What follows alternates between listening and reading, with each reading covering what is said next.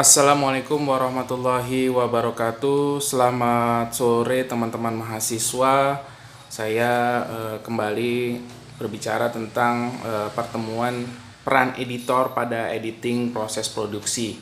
Kira-kira apa yang dilakukan seorang editing adalah salah satunya menghasilkan gambar yang sempurna, yaitu mengedit, menambahkan ataupun mengurangi apa yang gambar diambil seorang wartawan di lapangan. Kira-kira apa yang harus menjadi pokoknya menjadi sebuah tanggung jawab seorang editing di lapangan, ya.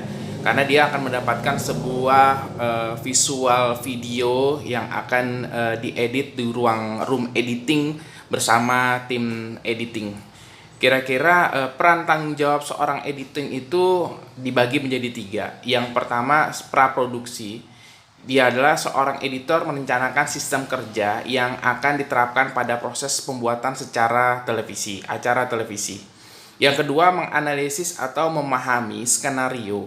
Yang ketiga, memberi masukan kepada sutradara dalam suatu gaya pengemasan paket yang akan dibuat.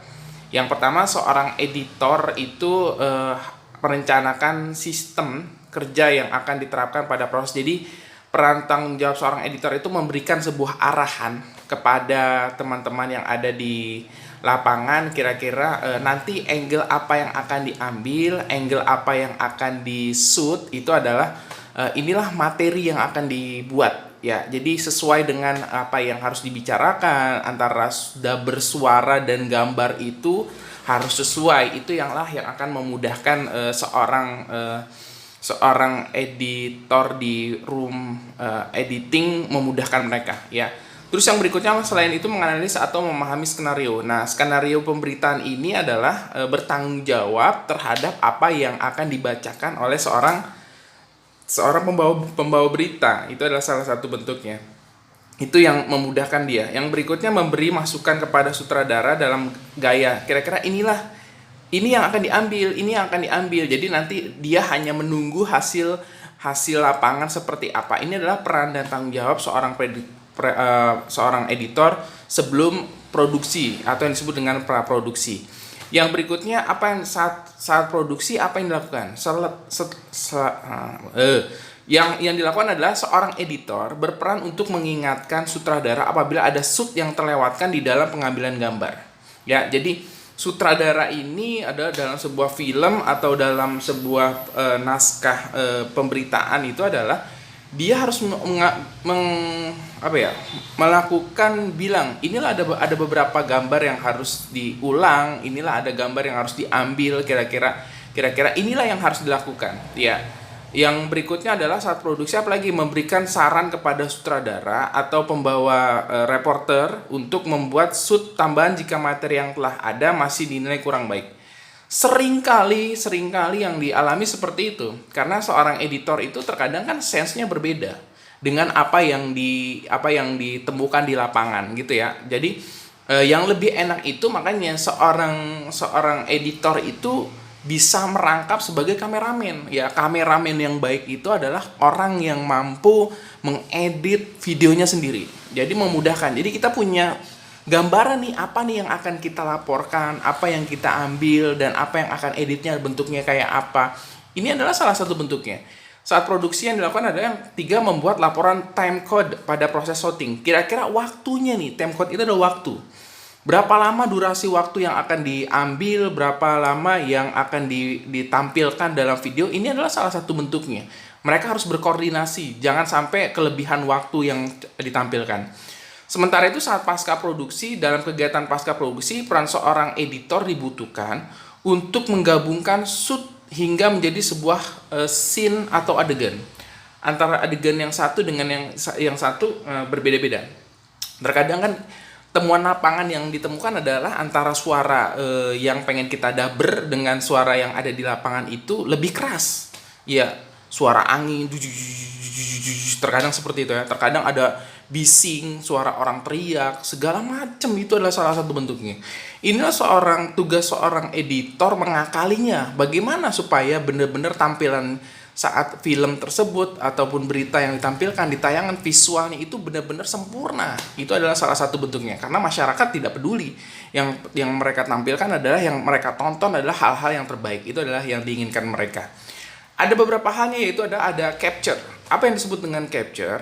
Di tahap ini seorang editor melakukan pemindahan gambar atau transfer video hasil rekaman yang masih berbentuk pada kaset ke dalam komputer. Biasanya kan kita bawa nih gopong-gopong gitu ya, kameranya tuh ya, kamera benar-benar kamera, kita mengesut itu dalam bentuk kaset ya.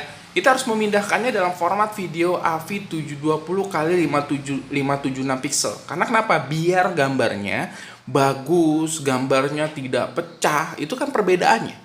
Jadi saat dilempar ke masyarakat kan ini tayangannya akan besar, akan bagus, tampilannya akan jernih. Nah, inilah yang disebut dengan kegiatan capture pasca produksi. Tadi ya terbalik ya. Terus yang tahap-tahap editing, preview scanning ya. Tadi masuk tahap-tahap editing, yaitu pada tahap ini editor telah menerima keseluruhan bahan mentah atau materi syuting berupa kaset yang kemudian ditonton bersama dengan rekan satu tim. Ini dilihat nih ya. Biasanya tim produksi ini akan duduk bareng. Kira-kira lo mau ngambil angle-nya kayak apa gambarnya, ya? Apa yang bakalan lo ambil dan apa yang bakalan lo buang, ya? Kira-kira setuju gak? Jangan sampai nanti orang yang sudah capek-capek ngambil gambar tiba-tiba gambarnya banyak yang dibuang. Kan kadang kita suka bete juga, jengkel juga. Nah, ini yang harus dikoordinasikan. Makanya ada seorang editor itu harus berkoordinasi dengan yang namanya kameramennya dan juga reporternya. Ini adalah salah satu bentuknya. Itu yang dilakukan saat teman-teman melakukan sebuah editing ya, tahap-tahapnya. Tahap berikutnya ada logging ya. Bukan lagging ya. Bercanda ya. Ada logging, ini adalah tahap ini seorang editor melihat catatan atau menyesuaikan shoot berdasarkan laporan tim code lama video diputar. Nah, ini nih. Nanti di adegan ini akan tampilan seperti ini kalau di film gitu ya. Ada adegan tabrakan gitu ya. Kira-kira apa nih durasinya, apa yang dilakukan? Nah, kalau dalam sebuah pengambilan berita juga kita juga sama ya. Melihat catatan yang kira-kira diambil shoot nih udah pas apa belum nih gitu ya. Makanya kalau misalnya kalian melihat di liputan lapangan gitu dalam sebuah pengambilan berita, biasanya seorang yang kameramen itu kadang suka sibuk. Apa aja di shoot sama mereka ya. Karena apa? Mereka jangan sampai nanti kalau ada sesuatu hal yang dibutuhkan tidak hilang gitu loh. Ini dibutuhkan, benar-benar dibutuhkan agar apa? Biar datanya makin banyak. Ini salah satu bentuknya. Yang berikutnya, proses logging ini adalah agar nantinya juga dapat memudahkan siapa? Seorang editor untuk memilih shoot yang menurut laporan tim code tidak lamanya diputar baik dan sesuai dengan kebutuhan skenario. Ini adalah tanggung jawab yang sangat besar. Saling ada koordinasi ya. Makanya saya bilang kalau saya lebih senang itu adalah mencari orang yang punya kemampuan dalam pembuatan berita itu. Kadang kalau pemberita itu kan bukan hanya menulis, ada kejadian yang menarik, mereka harus merekam. Tetapi mereka juga harus edit. Itulah sekarang seorang jurnalis itu punya kemampuan seperti itu. Bukan hanya pinter menulis, tetapi dia juga bisa menulis sebuah naskah dan akhirnya membuat sebuah video, sebuah catatan. Itu aja yang bisa saya sampaikan. Mudah-mudahan teman-teman biar dikit bermanfaat. Selamat siang. Assalamualaikum warahmatullahi wabarakatuh. Jangan lupa tugasnya ya.